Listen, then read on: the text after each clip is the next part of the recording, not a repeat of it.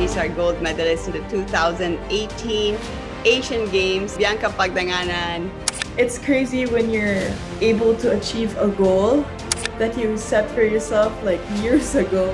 If no one else is gonna believe in you, you have to believe in yourself, because that's like my mindset, like no one else can help you but yourself. And what a thrill that Yuka Saso is here. Kung tawagin nila ako, hindi na yung pangalan ko, parang US Women's Open Champion. Ganun, hinanap ko na po agad si Rory. Nag-ask po ako ng tips, advice, and nag-video ko ng mga swing niya. So meron po akong goal na ito yung gusto ko. Right now, I think, I'm still thinking I'm very far of that. I'm still, grinding and trusting the process to get there.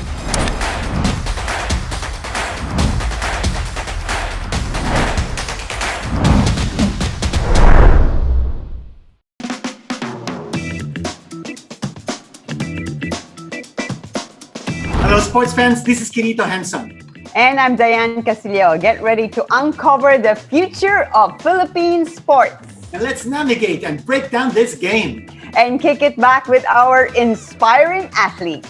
We've got an exciting episode for you. It's golf themed, and we are going to be talking to our two female golf qualifiers for the Tokyo Olympics. The first, Bianca Pagdanganan. And then later on, we're going to chat with the 2021 US Open champion, Yuka Saso. That's incredible. We've got two back-to-back interviews for you, Bianca and Yuka. And sports fans, this is for you. We're cheering for our athletes, and we'll always keep you close to the action. This is your one-stop shop for the latest on the greatest in sports. And we are here to play it right. Okay, welcome again, sports fans, to Play It Right, one of our most honorable golfers. She just qualified for the Tokyo Olympics, and of course, she has been playing in the LPGA Tour, and she's our gold medalist in the 2018 Asian Games. So welcome to the show, Bianca Pagdanganan. Hi, Bianca. Hi Diane. Hi everyone. Thank you for having me. Quinito Henson and I are here, and we're so excited to be able to chat with you. First of all, congratulations on your qualification to the Tokyo Olympics. Thank you. How exciting is that? I know you were always in the ranking of the top 60, but were you? How long now since you've been assured of the spot? I wouldn't say I was assured of the spot. I still had to play good golf to keep that. So I still can't believe that I actually qualified and that everything's official. I have people congratulating me still. They're like, oh my gosh, congrats, you're Tokyo bound. I'm like, thank you. I still can't believe it. Finally playing in the Olympics. So Bianca, you've had an amazing journey. You turned pro last year. This year you qualified for the Olympics. Can you tell us your feeling about this journey that you're enjoying? Well, it's been pretty crazy. Ever since they brought back golf in the Olympics, so that was in 2016. I thought, oh my gosh, they added golf to the biggest stage in sports. And I told myself, I hope one day I get to play in the Olympics. And I was like, probably not as soon as, Tokyo. I wasn't really ranked because I didn't really play any other pro events, especially when I was in college. So I wasn't even able to build up on those points. But in my head, I was like, I'm probably not gonna make it in the next one, like Tokyo. Hopefully, the years after that, I can probably represent the Philippines. But then last year, so my rookie year rather, I was playing okay the first few events. I was making cuts, and then I had two good tournaments, which bumped my ranking up and put me in the run for being in the Tokyo Olympics. So when that happened, I was just like, oh my gosh, I didn't think it was possible that I could put myself in that position. So when everything became official 2-3 days ago, I still couldn't believe it. It's crazy when you're able to achieve a goal that you set for yourself years ago. You've represented the country in many competitions. You've won, in the Asian Games and then in the Southeast Asian Games. Now you're going to the big stage. You're going to the Olympics. How important is it for you to represent your country, especially now that you're also immersed in the LPGA Tour? For me, it's always such an honor that I get to do this. I get to play golf, I get to do what I love, and then I get to represent the Philippines at the same time. But I think overall, the experiences of being able to play SEA Games and then the Asian Games, you slowly expose yourself, your game, to more people and players. I think that's also part of the preparation when you're gonna play the Olympic. I get to play with the best of the best. I get to see where my game's at. I just learned so much. I think I'm at this level. I think I know everything, but then it's just, all part of the learning process. You strive to get better. It's because, like I said, you're exposed to all these great players that you get to compare where you're at, and you get to see what else you have to improve on, to get to, the next level of your game. Bianca, we're so proud of you. Every time, some of the games are shown on, here, and we get to see wow, we're watching an LPGA tour and there's a Philippine flag with Bianca Pagdanganan there. Forgive me, I failed to mention that you're also gold medalist in the last SEA Games. And of course, last year in the PGA, you in the PGA tournament, you were in the top 10, which was an amazing result, right?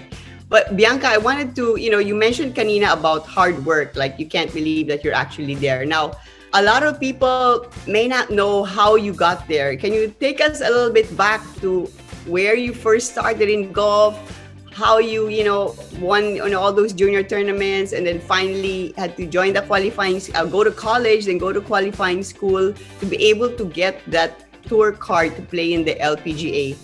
Well, it's quite the process when I talk about this whole journey that I have. But I started when I was 7. My dad introduced me to the sport.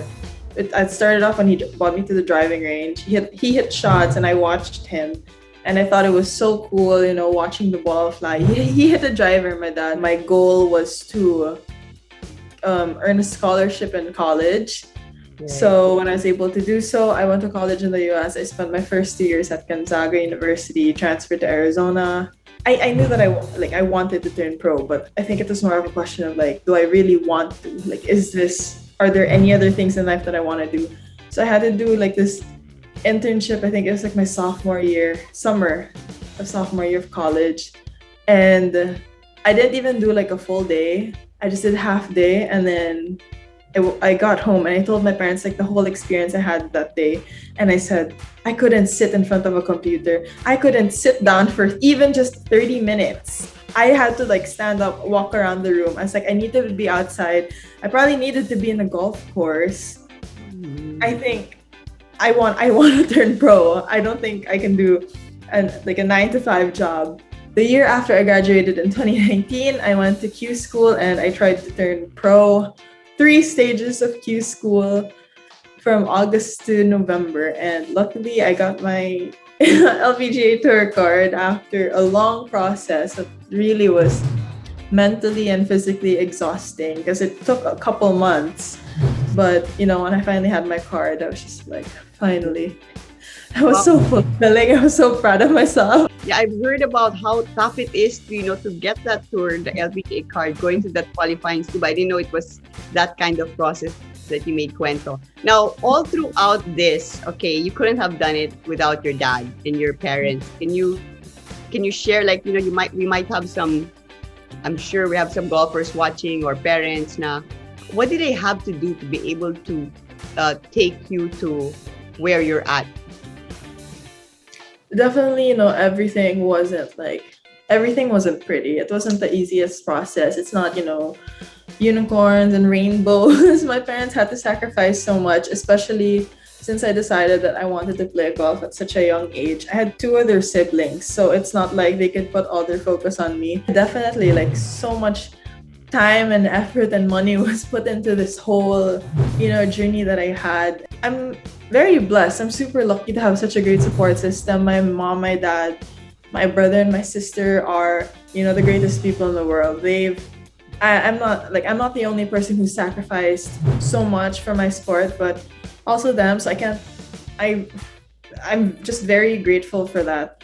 But yeah, when I was going through Q school, I was lucky to have my dad. It was definitely a lot of traveling. So I can't even just imagine doing this by myself. It's really hard, you're not always gonna have your good days out on the road. Bianca, you mentioned the term unicorn, and I understand that is your moniker. How did that come about, and what exactly do they mean when they call you the unicorn? Honestly, don't know where that came from. I just had I remember when I started off in college, I had like a pillow that was also like kind of a stuffed toy, and it was a unicorn. And my teammates, because every time we were on the road, I'd bring it. And then my teammates would like make fun of me, and they're like, "Oh, you have a unicorn." And then I transferred schools, and I was just like, "What?" They were like, "What's your spirit animal?" And I was just like, "I don't know. I guess a unicorn." They're like, "That's not an animal." And I was like, I don't care. I like unicorns. So I think my coaches just kind of associated me with that because they didn't really know. They probably didn't really expect, with my game and everything else. So I guess they thought it was magical in some sort that they called me the unicorn, but they really never carried on with that anymore. But they do associate unicorns with me, I think.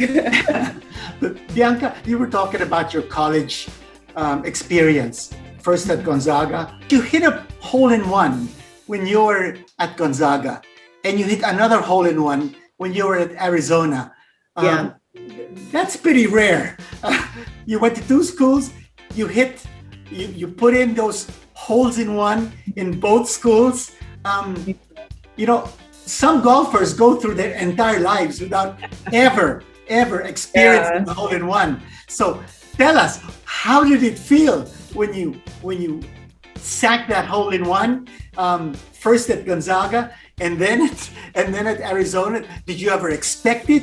And when it dawned on you that you made it, how did it feel? What did you tell yourself? I believe that you have to be very lucky. I find it crazy because the two hole-in-ones that I had in college were both very special to me. The first one I made in Gonzaga, I made a hole-in-one and I shot a school record. I tied like an NCAA record, a conference record, because I shot 61. And it's funny because I couldn't really see the ball. I remember the hole was kind of elevated. It was up the hill, so you couldn't really see the green. And it was like 158 or something. Had a 9-iron, and then I hit my shot. I already knew that I was playing good that day. My game felt so good, and it was on the 17th hole. So I hit my shot, and then I was like, okay, it's going in line with the flag. That should be a good shot. So I put my club in the golf bag. I stand and I wait for the other competitors to hit. And then people in the green, standing and watching, started screaming like, hole in one. And I look at my coach and I was just like, I made it? And he was like, apparently. So I was like, I didn't even see my hole in one, but okay, great. And then the second one was my junior year. This is 2018. And I made that hole in one. That was at the NCAA championships. We ended up winning the whole thing. But that hole in one was also a little bit interesting. I think it was like around the same distance, probably like 157, something like that.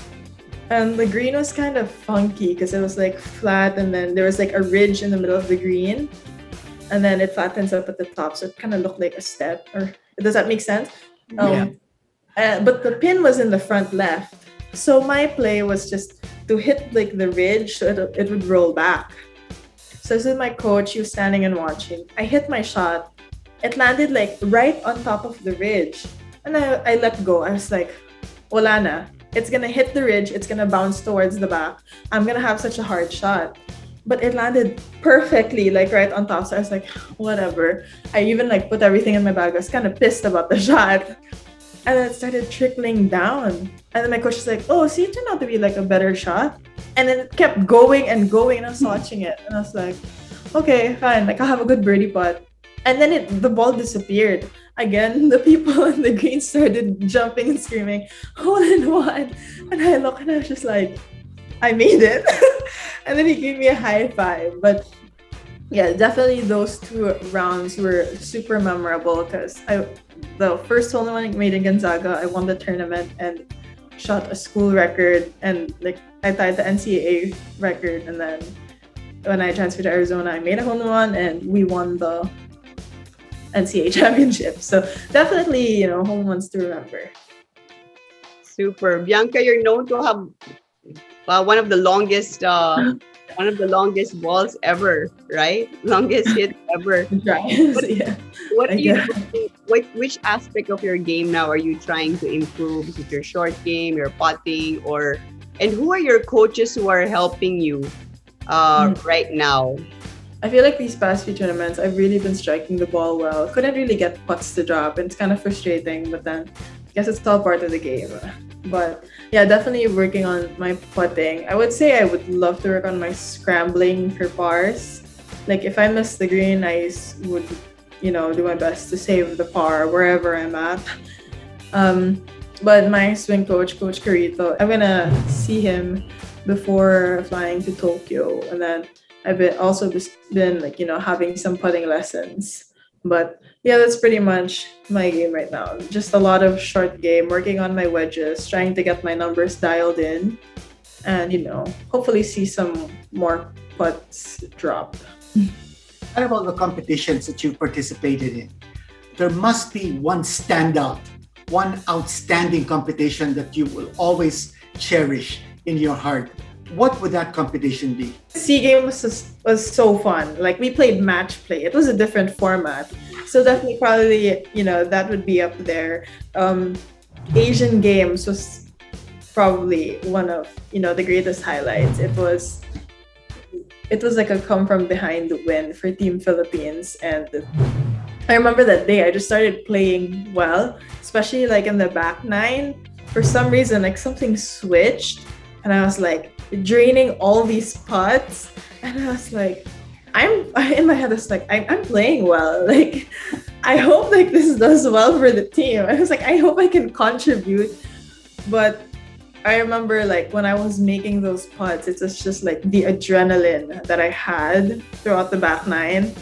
It was just crazy. It's like I walk up to a putt and I knew that I was gonna make it, and like I was hitting all these good shots, and I was just like, nothing can go wrong right now. Bianca, a lot of women would love to be in your spot right now to achieve what you've achieved. And I know you're not nowhere near done. Of course, that doesn't just happen. It comes with a lot of, hard work. If you could just share, what do you think are some of the things that you did right?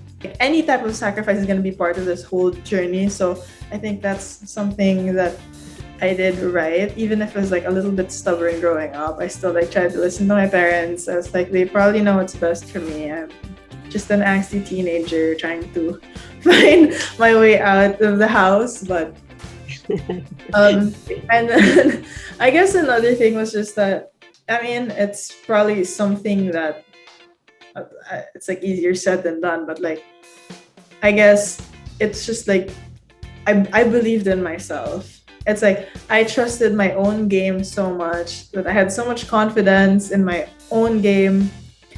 So I think that's like one thing that really helped me get to where I am. Like I said earlier, I tried not to think of like what anyone else had to say about my game, because like I felt like I don't really owe it to anyone else but myself. Like you worked so hard and you're just gonna let like other people tell you what to do. Like you're gonna let all these thoughts beat you down, but that shouldn't matter, because at the end of the day, you're in charge. Like you get to control whatever it is you're doing. So if no one else is gonna believe in you, you have to believe in yourself, because that's like my mindset. Like no one else can help you but yourself. So I think that's like probably also like one of the hardest things I've had to learn throughout like my whole golf journey. I'm so sure I'm gonna learn so much more. I'm just starting, my life on tour. So I'm just looking forward to what else I can do to, become better.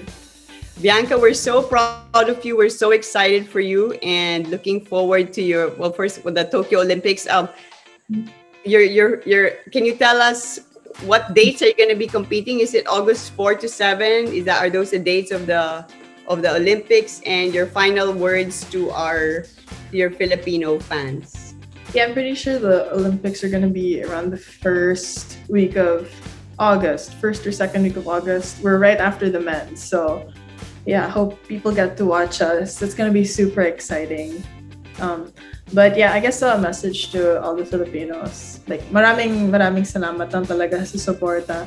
And hindi lang para sa akin, pero sa lahat ng athletes na maglalaro sa Olympics.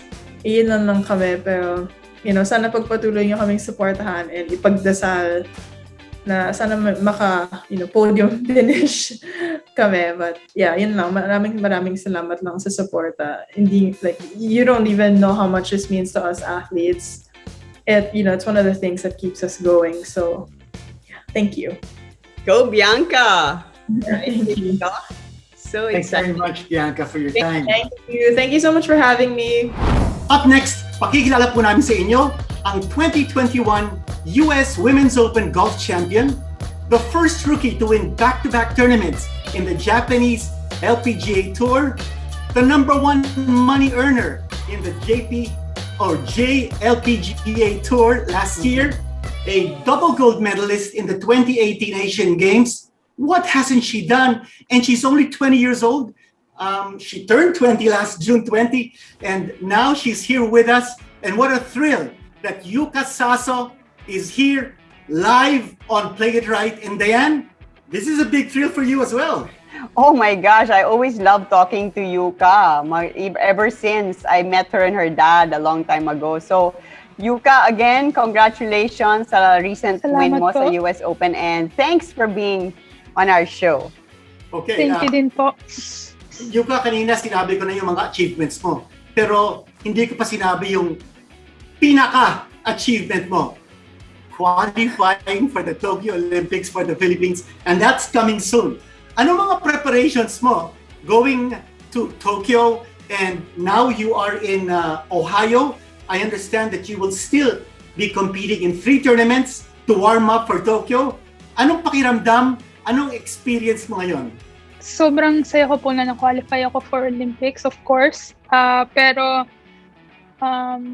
wala po akong plano na baguhin yung preparation ko for Olympics. I'll just do what I always do for to prepare for a tournament. So, yes, I'll just stay normal. Because since winning the Women's Open in the US, you've been deluged by requests for media interviews. I guess this has changed your life somehow. The complexion, yung takbo ng buhay mo, parang nag-iba because all of a sudden, you're the golf circuit's latest darling. Has your life really changed, Yuka? In some way, nagbago. In some way, hindi. Yung pag sa news po, sinasabi nila na, major champion, you're the major champ. Pag nasa tournament, tapos merong galleries, yun, sobrang dami nag-cheer. Kung tawagin nila ako, hindi na yung pangalan ko, parang, US Women's Open Champion. Ganun. Yun po yung nagbago. Pero, lifestyle ko po never changed. Ang hindi nagbago, yung 6 to 7 hours a day of practice mo pa rin, yung ba? Or yung routine mo? Ha? Opo. Yung routine po, walang po masyadong pinagbago.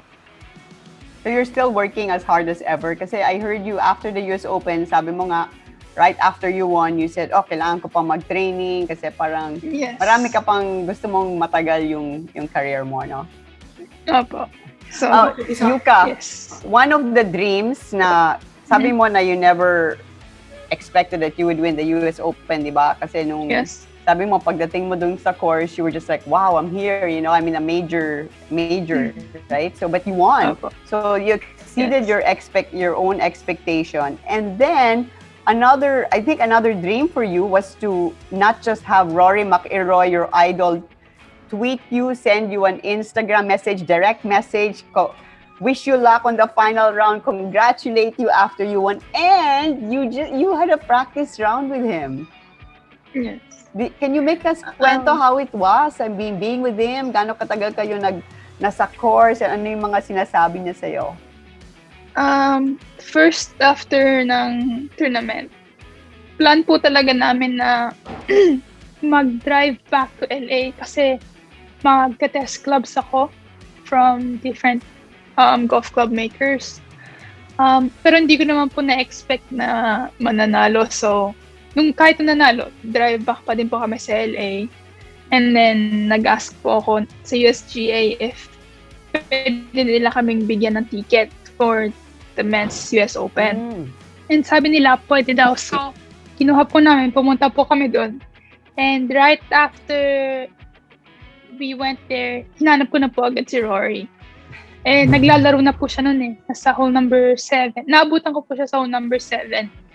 And then, naglakad po ko kasama siya for 3 holes. And nag-ask po ko ng tips, advice, and nag-video ko ng mga swing niya.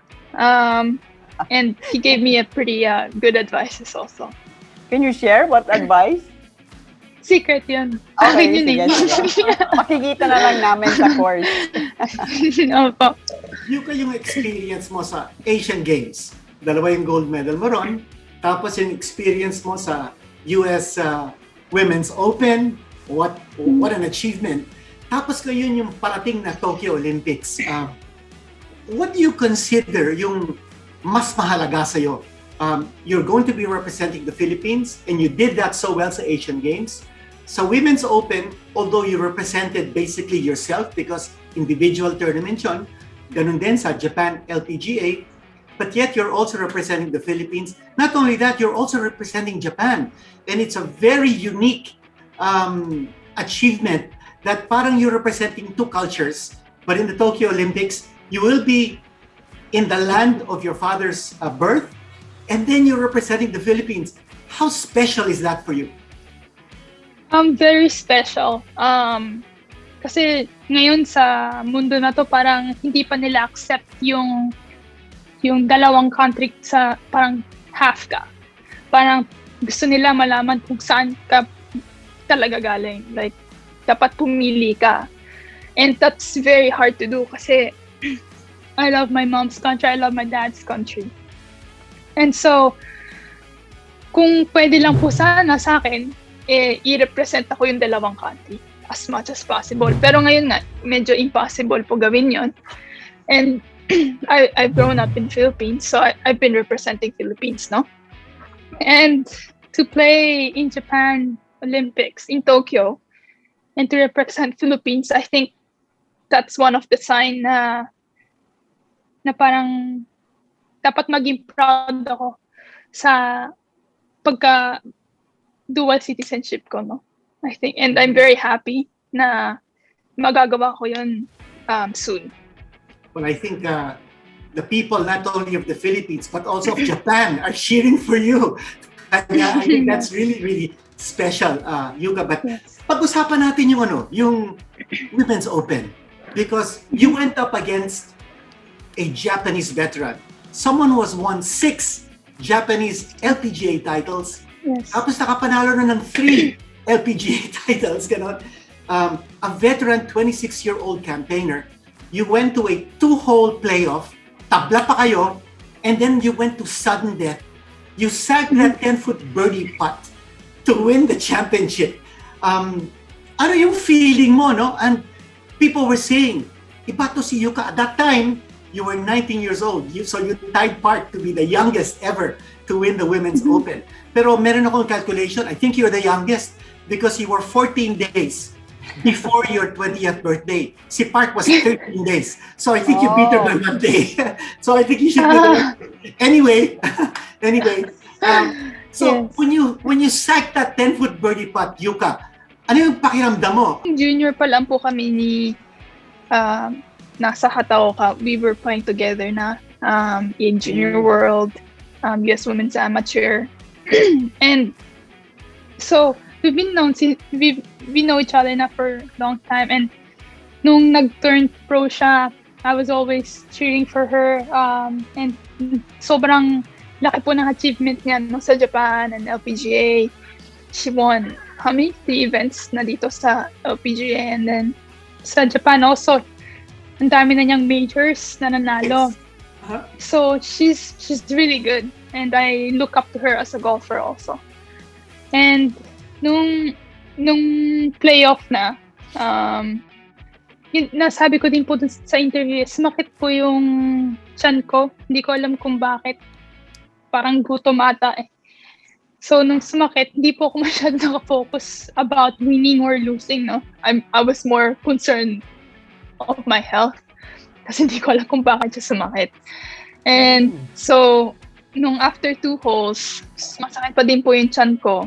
And kinausap po ko ng caddy ko na, baka gutom. So, kumain po ako ng banana. And after few minutes, it felt good na. Nung last playoff po yun. So, nung second shot ko, wala na po yung sakit ng tiyan ko. And so, yung nung putting for birdie mas nakafocus po ako nun sa putting ko compared sa last 2 holes. So, I think the banana helped a lot. Maybe the banana was from the Philippines. Baka Philippine, ano ba so. kayo? Di ba? Imported from the Philippines. Baka Kasi nga alam po. Yeah. After you won the US Open and, like right now, what aspect of your game do you feel na talagang nag-improve? At ano yung pang dapat mong ma-improve?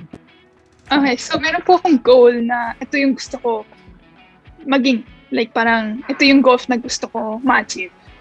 And right now, I think I'm still thinking I'm very far of that. So, I think bago ko po masabi na nag-improve ako, I'm still, grinding and trusting the process to get there. Wow. So ano yun? And improvement, what parts of your game? All? Everything. Yes, everything. All. Yuka, alam mo, I'm amazed kasi the last time I talked to you, after you won the 2 tournaments in Japan, and then medyo malaki rin yung prize money mo doon, that you became nga the top money earner, yes. diba, in the JLPGA. And then ngayon, in the US Open, sabi nga ni Quinito, you won $1 million. So, at that time, nung nanalo ka ng Japan circuit, sabi mo sa akin, wala kang nabili. Kasi iniisip mo lang na parang you were saving your funds para sa medical gastos sa pamilya mo. That's what you told me at that time. Kasi, so, what about now? Did you buy something for yourself, Yuka? Wala po. Wala po kasi ako masyadong gusto eh. Siguro ipon po muna kasi marami po pong kailangan for the family and stuff. So, later na po yung sa akin. Ngayon, family first muna.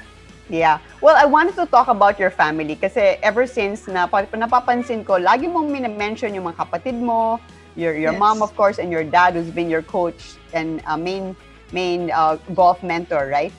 Tell us a little bit about your family. Kung saan ka pinanganak, how many brothers and sisters you have. Kasi yung picture na sinend mo sa akin, marami kayo. 5 ba kayo? Or?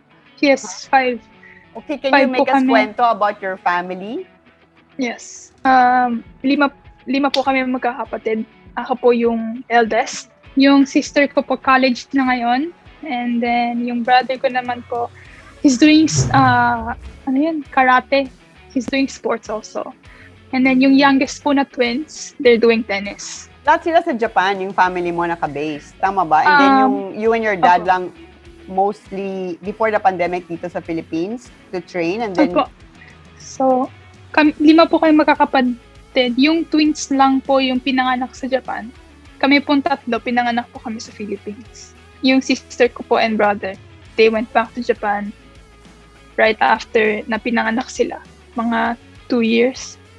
Dinala na po sila sa Japan. And then, ako lang po yung naiwan nun sa Philippines. Tapos, dinala po ako sa Japan to study. Kasama po ng mga siblings ko. And then, we started playing golf, the same time. Me, my sister, and my brother. 3 po kami nag-start. Tapos, yung brother ko po yung pinakamagaling noon. Magaling pumalo, ganun. Natatamaan niya yung bola. Ako po hindi. Yung sister ko din magaling eh. Ako po yung hindi magaling nun. Wow. So, pero ako po yung gusto ko maging pro. Tapos yung sister ko, meron siyang ibang nagustuhan. Brother ko din po, nag-karate. So, ako lang po yung nag-golf ngayon. Pero hanggang ngayon, marunong pa din po sila mag-golf. Well, we're glad you stayed with golf. If not, because now we have a US Open champion to be proud of na Pinay. What can you tell your fans and your relatives in the Philippines, as well as your family in Japan? First, yun nga po, buti na lang po ngayon may social media, no? Merong mga Facebook, mga Viber na mabilis tumawag, no? Parang kahit nasa Amerika po ako, sila nasa Philippines or nasa Japan, one call lang, tatawagan ko na po sila. And I'm very thankful for that. Kasi kung wala yung social media, magsusulat pa ako ng letter. Ilang days pa bago dumating sa Pilipinas yun. So, yun po. Una, tinawagan ko po yung family ko. And nag-usap po kami konti. And yes, nung meron po kasing junior event sa Japan na dun po sa Olympic golf course ginawa. Siguro mga 3-4 years ago. So, nakita ko na po yung golf course dati. And about sa preparation, wala po akong plano na baguhin yung ginagawa ko, no? Every tournament for the preparation, no? I'll just do the same, what I always do, and let's see from there. But you're playing tournaments bago ka lumipad ng Tokyo. Can you tell us? Yes. Next week, meron po kaming, marathon, and then Dao, and then Evian. 3 tournaments po before Olympics. Yuka, I wanted to talk about your relationship with your dad. Kasi the last time, yung dati mong, yung kwento mo sa akin na 7 hours a day kasama mo yung dad mo, training on and off the course. At hindi kayo nag-aaway, sabi mo at that time. Kasi sinusunod mo lang lahat ng sinasabi niya. So, how is your relationship with your dad now? And do you think, how much credit do you give to him para sa mga tagumpay mo? Of course, sobrang laki po. Kasi siya po yung nandyan lagi para supportahan ako sa mga tournaments ko. And like dati nga po sinabi ko na hindi po kami masyadong nag-aaway kasi nga pinag-uusapan po namin kung ano yung kailangan gawin. So, I think yung away, parang waste of time. Waste of time po yung away. Kasi pwede naman pag-usapan ng masinsinan and then figure it out later. Galing, no, Quinito? I mean, what an inspiring story, you know, Yuka, and of course, we have Bianca, and then si Dottie, and then marami. I mean, all of a sudden, golf is like super duper popular. Ang dami ng, a lot of girls wanna play golf thanks to you. Ano pa yung plano mo after Olympics for the rest of the year? Are you gonna take you got a 5-year tour card sa LPGA? Are you gonna be playing in the US na? Well, inisip ko po na to travel as well. Go to Asian tournaments, go to Europe, go to Japan, go dito sa Amerika. At hindi ko po plano na magstay lang dito, no? To play only in America. I think to play around the world, then dun mo may experience yung mga magagaling na players also na hindi pa nakakapunta dito. And then yung mga golf course also sa mga ibang bansa na wala dito sa Amerika. And I think that will help me improve my game more.